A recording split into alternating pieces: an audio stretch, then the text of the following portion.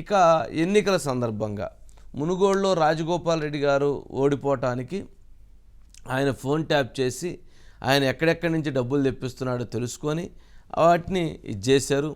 ఏ లీడర్లతో మాట్లాడే తెలుసుకొని ఆ లీడర్లను మళ్ళీ ట్యాప్ చేశారు. ఈ విధంగా ప్రతి అంశంలో కూడా తనని హోల్డ్ చేసేసారు. అందుకు మేము ఓడిపోవటం జరిగింది అని మాట్లాడారు. ఇక న్యాయమూర్తులకు సంబంధించినటువంటి అంశం గనక ఒక ప్రకంపనల అంశం. నిజంగా అలాంటిది జరిగినట్లయితే భారతదేశంలో అత్యున్నత న్యాయస్థానం విధించాల్సినటువంటి ఇప్పటివరకు విధించినటువంటి ఏదైనా శిక్ష ఏదైనా ఉంటే అది విధించాలి దీంట్లో ఉన్నటువంటి ఎవరైతే తప్పు చేసుంటే గనక. ఎందుకనంటే న్యాయమూర్తుల ఫోన్లని ట్యాప్ చేయటం అనేటువంటిది నిజంగా అది తీవ్రమైనటువంటి నేరం. మరి అలాంటిది కూడా చేశారు అనేది కూడా ఇప్పుడు వ్యక్తమవుతూ ఉంది. మరి దాని విషయంలో కూడా పరిశీలన చేయాలి. సరే, ఇది ఒక ప్రకంపనలు సృష్టిస్తున్నటువంటి అంశంలో చాలామంది చాలా రకాలుగా మాట్లాడుతూ ఉన్నారు.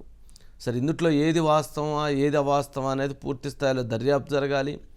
ఇప్పుడున్నటువంటి ప్రభుత్వం అన్యాయంగా మా మీద ఈ రకమైనటువంటి వేధింపులకు పాల్పడుతుందని చెప్పని ఎవరైతే వారి బీఆర్ఎస్ పార్టీ వాళ్ళు కావచ్చు, వారి కుటుంబ సభ్యులు కావచ్చు మాట్లాడుతున్నారు. కానీ వాస్తవం ఏంటనేది బయటికి రావాల్సినటువంటి అంశం ఉంది.